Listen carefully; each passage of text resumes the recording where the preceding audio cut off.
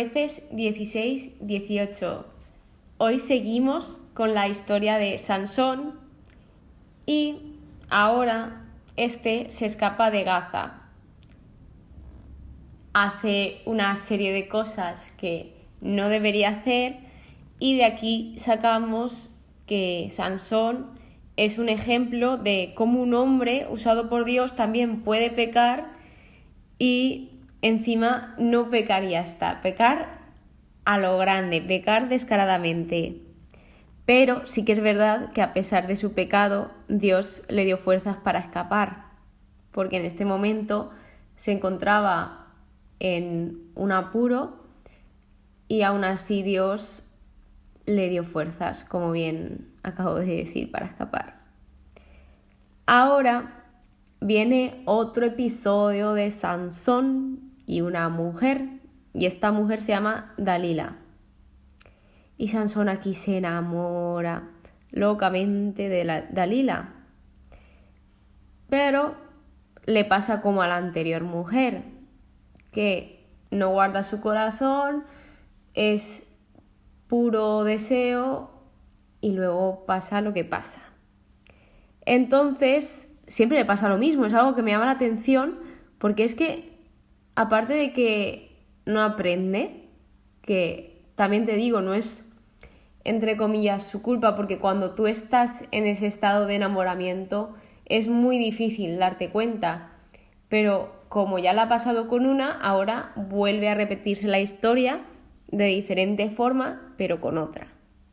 Y aquí los jefes de los filisteos fueron a verla, a Dalila, y la sobornaron para averiguar de dónde sacaba Sansón la extraordinaria fuerza, porque según he buscado, él no era muy corpulento para toda la fuerza que tenía, entonces la gente no entendía cómo podía tener tanta fuerza. Claro, Dalila esto lo hace por dinero, claramente, porque la sobornan con dinero y ella está enamorada pero del dinero. En vez de Sansón, ella está enamorada del dinero locamente. Por lo tanto, le pregunta 3 veces a Sansón y 3 veces Sansón le miente. Le dice otras formas, pero que realmente así no puede ser capturado.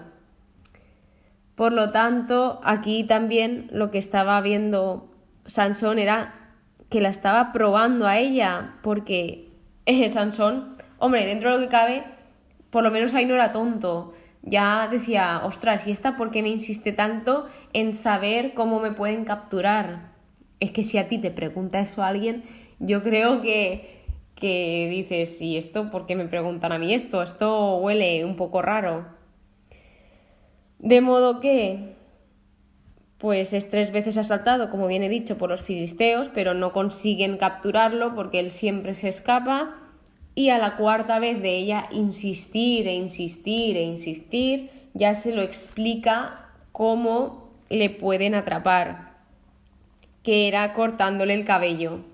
Porque, si recordáis, antes de nacer, a los padres de Sansón les dijeron que la única condición era que él no se cortase el cabello, por el voto de Nazareo y básicamente también porque lo dijo Dios. Claro, Sansón estaba consagrado a Dios, pero él decidió continuar su relación con Dalila a serle fiel a Dios. Es decir, estaba tan cegado y tan enamorado de esa mujer que le dijo cómo destruirlo al mismo. O sea, imagínate lo vulnerable que era Sansón. No era tan fuerte como físicamente, interiormente. Así pues, cuando ya la mujer sabe cómo hacer esto, un hombre, mientras Sansón está durmiendo, le corta las 7 trenzas. 7 trenzas tenía. Tú imagínate el pelazo que tendría Sansón. Es que, a saber, porque si no se lo cortó desde que nació, le llegaría casi por los pies. Claro, y al cortarle estas 7 trenzas, él comenzó a perder las fuerzas hasta que ahora sí ya las pierde por completo. Claro, él se piensa que aquí iba a salir igual que las demás veces, pero lo que no sabía es que el Señor ya le había abandonado. Después de tantas cosas, al final ya esta era como la decisiva y Dios decide abandonarlo. La fuerza de Sansón no estaba en su cabello, sino en su relación con Dios. Y bueno, continuando, los filisteos finalmente lo apresan y le sacan los ojos.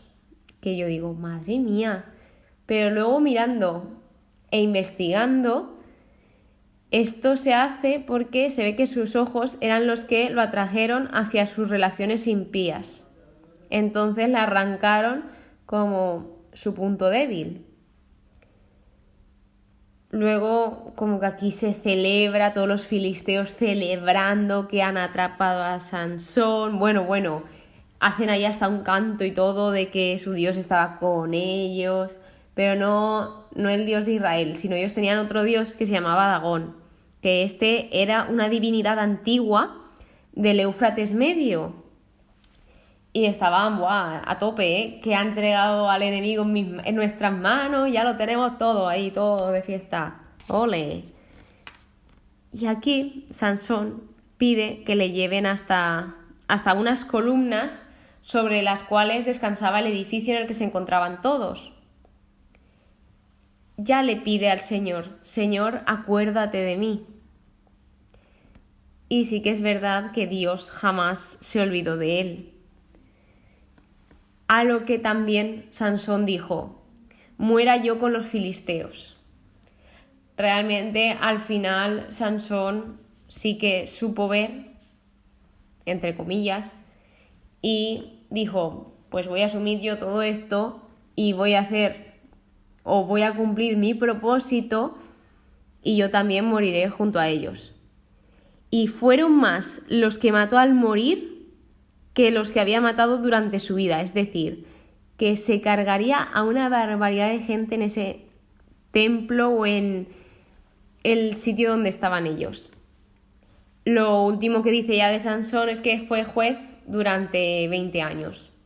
Y con este capítulo acaba la vida de Sansón. Creo que es de los jueces que más se habla, por no decir el que más.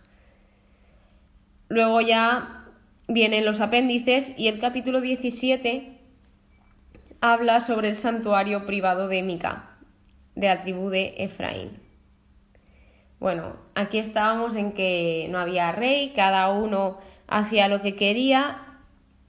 Esto que hacía traía destrucción, porque realmente el pueblo de Israel estaba muy desorientado, no sabían bien lo que estaba mal. Habían decidido seguir sus instintos y estaban súper perdidos. De modo que aquí cuenta una historia de que un hombre le trae a su madre 1100 monedas y la madre le bendice. Que a mí me encantó la bendición, pero claro, realmente esto no es una bendición porque las monedas que él le da a su madre son robadas. Se ve que era un dinero que ellos perdieron y luego, pues, que ellos perdieron, no, que les quitaron y el hombre, Mica, los robó. Pero claro, es como que Dios te bendiga, me encanta la bendición porque dice que Dios te bendiga, hijo mío, y yo esto nunca lo había escuchado hasta ahora, así, con estas palabras. Obviamente sí que se dan más bendiciones antes en la Biblia, pero de esta forma, que yo recuerde, no lo he escuchado así. Y esta bendición pues no está muy clara porque ¿cómo vas a bendecir unos dineros que han sido robados? Bueno, pues la madre quiso consagrar el dinero al Señor e hizo una imagen detallada a su semejanza. O sea, como ella la quiso hacer. Y aquí se saca que el hombre quiere hacer a Dios a su imagen. Y esto es un error gravísimo. Y esto es algo que a mí personalmente me pasaba antes de yo convertirme, que yo me creé a un Dios a mi manera. Y eso es lo peor que se puede hacer. Tú tienes una idea como Dios de la Biblia y tú dices, bueno, pero voy a hacer lo que me dé la gana. Yo voy a decir que creo en Dios porque obviamente sé que Dios existe, pero voy a hacer las cosas a mi manera, porque yo hago lo que quiero. Y no, así no, porque al final eso, seguir tus decisiones o seguir tu instinto, al final es lo peor que puedes hacer. Por lo menos a mí me pasaba. Yo, cada decisión que tomaba, aunque pareciese buena, al final acababa mal.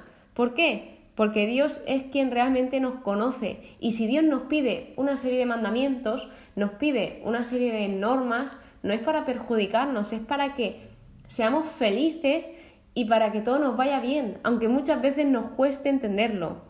Y esto no es fácil de entender y es un proceso, porque a mí también me costó, pero os lo digo ya de que no nos hagamos imágenes de Dios. La imagen de Dios está en la Biblia. ¿Cómo es Dios?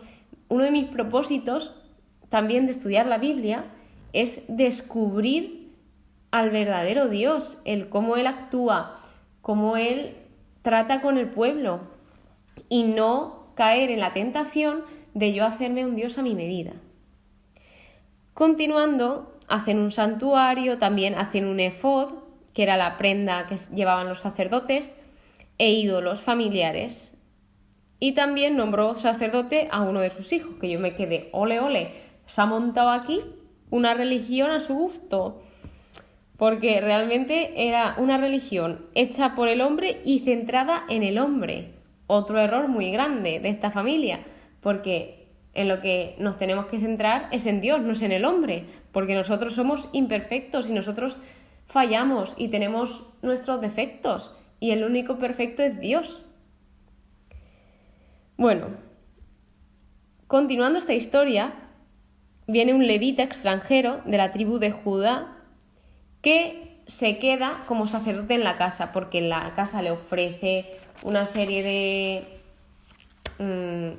por ejemplo, le ofrecen dinero, le ofrecen el quedarse allí, le dan la comida y al final dice, oye, pues me quedo aquí, porque también el levita no tenía dónde ir. El último capítulo de hoy, el capítulo 18, habla de la tribu de Dan, que conquistan Lais. De modo que la tribu de Dan aquí buscaba un territorio para establecerse, porque no había recibido heredad entre las tribus. Claro, yo cuando leo esto digo, ¿cómo que no? Si en el anterior libro, en Josué, pone cómo se va distribuyendo por suertes, tribu por tribu, y no se dejan ninguna. Y es que luego buscando se ve que tenía una tierra señalada, como bien he dicho, en Josué se le señala una tierra, pero era muy difícil de conquistar. Por lo cual yo creo que, claro, se les dio la tierra, pero ellos tenían miedo de luchar o se les hacía imposible conquistarla y no tenían dónde establecerse. Por lo tanto, se envía a 5 hombres para explorar la tierra de Lais y se ve que estos fueron a casa de Micá y hablaron y vieron el panorama. Al volver ya a luchar contra Lais, cuando vieron que se podía luchar y que podían apoderarse de esa tierra, fueron otra vez a casa de Micá y se apoderaron de la imagen que había en esa casa, el efod y los ídolos. También se llevaron al sacerdote, porque claro, tú imagínate, el sacerdote que se había quedado ahí porque le pagaban y básicamente estaba mantenido, y tú imagínate una tribu le va a pagar más y estaba contentísimo, vaya, estaba porque dice, ostras, de una familia, una tribu, con una tribu son un montón y me van a tratar mucho mejor, según pensaba él. Y luego tenemos como una reclamación de Micá que dice, el Dios que me había hecho, él mismo reconoce que se había hecho ese Dios. Y él es consciente de eso. Bueno, Lais pasa a llamarse Dan y por último trata el culto ilegítimo de Dan, donde habla de Jonatán, que es el hijo de Gersón, y Gershón era el hijo de Moisés, para así hacer un remember. Jonathan, con sus hijos, fueron los sacerdotes de la tribu de Dan hasta el destierro. Y eso es lo último que trata aquí. También es que adoraron a los ídolos que tenía Mica después de llevárselos, y eso también fue un gravísimo error, el adorar a ídolos, porque Dios desde Éxodo ya nos advierte, y yo diría que desde Génesis, a no adorar a ídolos. O sea, que solo se adore a Dios, porque al final ya, cuando dice que es un Dios celoso, es que claro, si al final estás adorando a más de un Dios, no te entregas completamente a Dios, te estás entregando una pequeña parte a uno, otra parte a otro, y al final no estás al 100%. Y eso también es lo que busca. Por lo tanto, eso ha sido el capítulo de hoy. Espero que os haya gustado, que hayáis aprendido, y muchísimas gracias por escucharme. Nos vemos en el siguiente episodio. Que Dios os bendiga.